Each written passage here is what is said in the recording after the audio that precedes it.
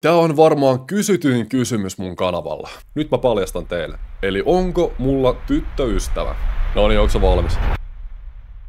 70 000 tilaajaa meni rikki ja sen kunniaksi tehdään Q&A-video. Klassikko kysymykset eli Esko, onko sul tyttöystävää? Paljon sä tienaat? Minkä ikäinen sä oot? Kuinka pitkä sä oot? Tämmöset käydään tänään läpi. Elikkä tosissaan, mä kysyin teiltä kysymyksiä YouTuben puolella ja niitä on tullut 148 kappaletta. Eikä siinä, lähdetään kysymysten pariin.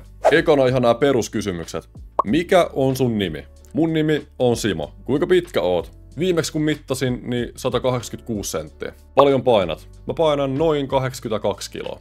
Missä asut? Mä asun Riihimäellä. Minkä ikäinen sä oot? Tän mä oon itse asiassa kertonut joskus, mut pistä tässä vaiheessa tonne kommentteihin veikkaus, että minkä ikäinen mä oon.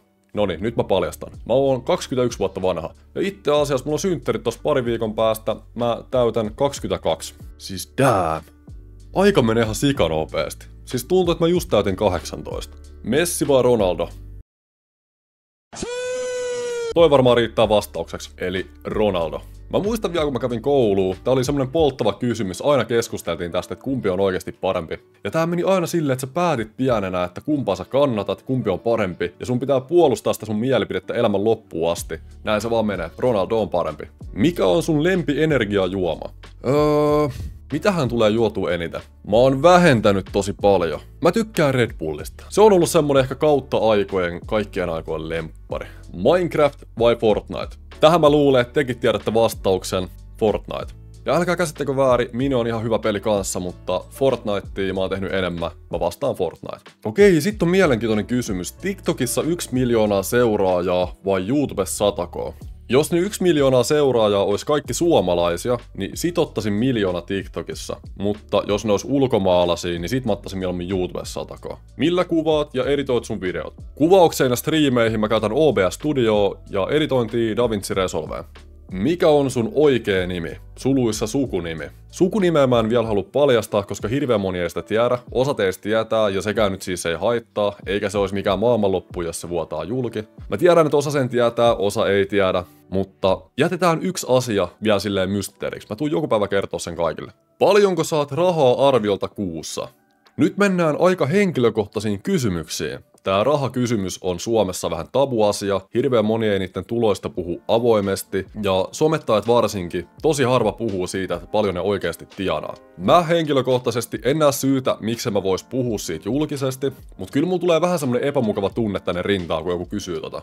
Mä en tiedä miksi. Ja mä haluan olla teille jossain kohtaa täysin avoin. Mä haluan jossain kohtaa kertoa teille paljon mä oon tienannut ja milloinkin. Tarkkaa summaa mä en tänään tuu kertomaan. Mä voin sanoa sen verran, että mun tulot vaihtelee somettajana kuukausittain todella paljon. Mä en edes oikeastaan osaa sanoa mitään tarkkaa lukua teille, koska oikeasti tulot on niin epäsäännöllisiä. Joskus tulee paljon ja joskus tulee vähän vähemmän. Mä mietin semmoista vaihtoehtoa, että mä kertoisin teille tämän vuoden lopussa vuoden 2024 kaikki tulot, että paljon mä tein vuonna 2024. Jotenkin silleen, että mä kerron sen jälkeenpäin, niin se ei tunnu niin pahalle. Sen verran voin sanoa, että pystyn tehdä tätä työkseni ja mä oon erittäin kiitollinen siitä teille. Kiitos, että katsotte mua ja kiitos siitä, että mahdollistatte tämän mulle. Toi oli kyllä siis oikeasti poliitikon vastaus. Mä kiertelin kysymyksen ihan täysin. MP Lakko. Jos nyt puhutaan siitä tubettajasta, niin erittäin hieno mies mun mielestä. Lakko on yksi niistä tubettajista, jota mä oon kattonut lapsesta asti, hoitaa kaiken erittäin hyvin. Lakko on kyllä semmonen tyyppi, mitä mä itse katon ylöspäin. Mikä on isoin lottovoitto? Mä en oo ikinä lotonnut, 0 euroa. Oletko addiktoitunut mihinkään? Tää on vaikea myöntää tässä videolla, mutta energiajuomia.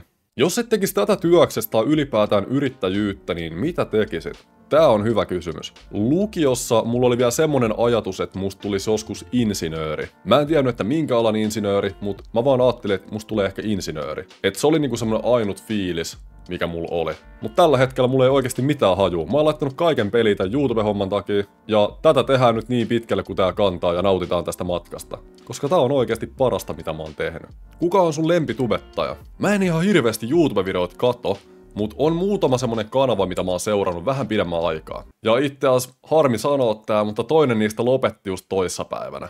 Tää kanava, joka lopetti, eli Outdoor Boys, niin tää on ollut semmonen kanava, mitä mä oon seurannut useamman vuoden, ja tää on ollut kyllä yksi lempitubettajista. Ja oikeastaan suomalaisia kanavia ei edes semmosia oo. Tietysti aina jos tulee joku mielenkiintoinen video vastaan joltain tubettajalta, niin kyllä mä katon sen, mut ei oo mitään semmoista, ketä mä fanittasin tai kyttäisin, että milloin tulee aina uusi video. Minkä näköinen kämppäs on? Mä oon tehnyt kämpän esittelyvideon, jos haluat katsoa sen, niin videon lopussa tosta kohtaa kun painat, niin pääset siihen videoon.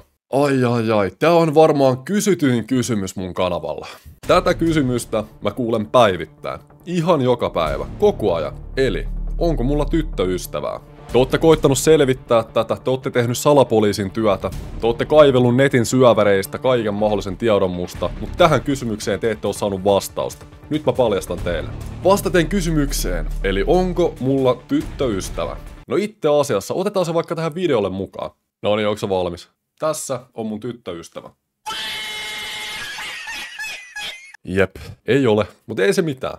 Onko sulla videossa mörennetty ääni? Tääkin on kysymys, mitä mä ihmettelen tosi paljon. Porukkaan luulee, että mä mörennän mun ääntä. Pitäisikö mun rupea tekemään videot tälleen? Mun nimi on Eskolive ja tervetuloa uuden videon pariin. Mulla on luonnostaan aika möreä ääni. Mä oon aika paljon kuullut siitä. Esimerkiksi nytkin kun mä puhun tästä tälleen nopeasti, niin totta kai mun ääni nousee. Mut mä oon tavallaan opetellut jopa vähän kimentämään sitä, tiedättekö? Et jos mä puhuisin silleen normaalisti, niin tää olisi se.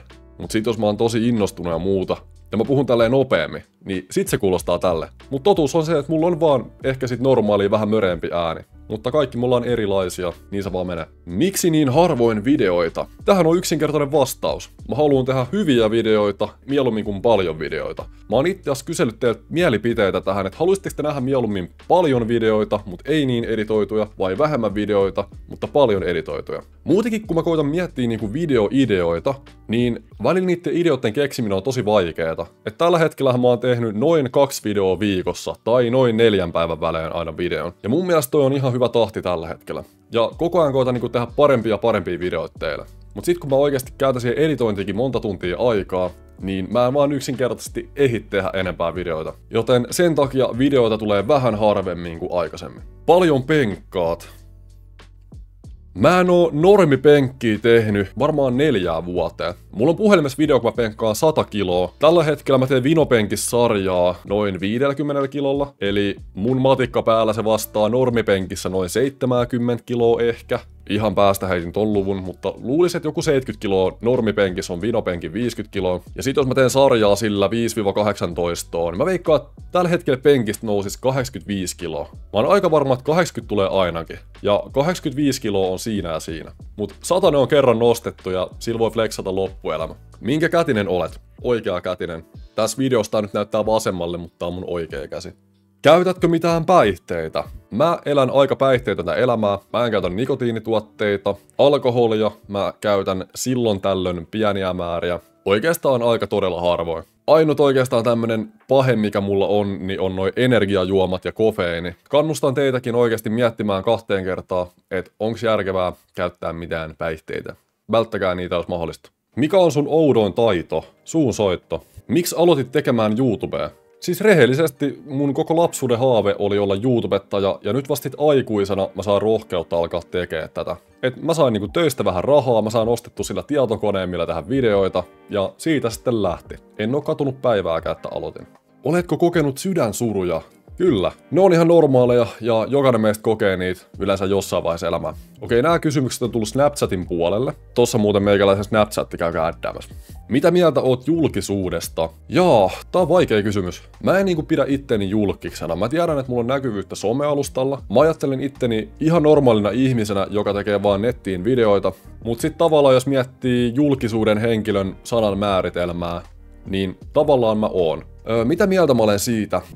Mä tiedostin sen ihan ensimmäisestä videosta lähtien, että joku päivä mun yksityisyys saattaa kärsiä, jos mun videot saa paljon näkyvyyttä. Ja mä oon ihan fine sen asiankaan. Mä tykkään siitä, jos joku tulee tuolla kadulla kysyä muut yhteiskuvaa. Se on oikeasti tosi jees ja ehkä niinku parasta siinä on se fiilis, mikä sulle itelle tulee, kun sä näet, että toinen on oikeasti fiiliksissä siitä, kun se pääsee tapaa sut. Et se on kans niinku yksi positiivisista puolista, mitä tää homma voi antaa. Totta kai kolikolla on myös kääntöpuolensa, on ollut muutamia negatiivisia kohtaamisia. On tultu asiattomasti ovelle, on huudeltu auton ikkunasta, on tullut epämiellyttäviä viestejä. Itse asiassa yksi parhaista oli puoli vuotta sitten, kun joku oli hakenut mun sähköpostilla töitä. Mulle tuli Duunitorista ilmoitus. Mut noi on vaan asioita, mitkä kuuluu asiaan, niille ei voi mitään. Ja kyllä mä oon edelleen sitä mieltä, että positiiviset asiat voittaa ne negatiiviset tässä hommassa. Okei, viimeinen kysymys. Kuinka monta energiajuomaa menee päivässä? Päivässä?